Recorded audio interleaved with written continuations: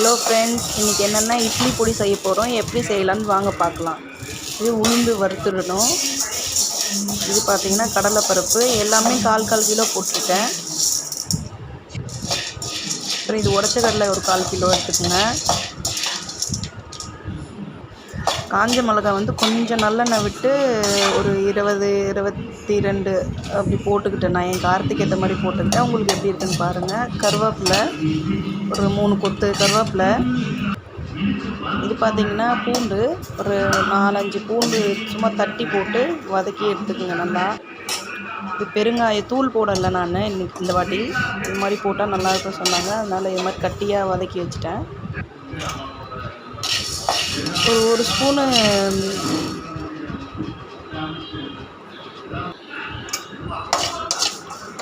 மிளகு, 1 ஸ்பூன் சீரகம்,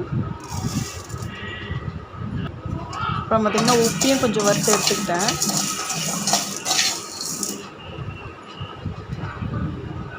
அப்புறம் ஃபைனலாக பொடி இப்படி வந்துருச்சு பாருங்கள். பிடிச்சிருந்தா லைக் பண்ணுங்கள், ஷேர் பண்ணுங்கள், சப்ஸ்கிரைப் பண்ணுங்கள், சப்போர்ட் பண்ணுங்கள்.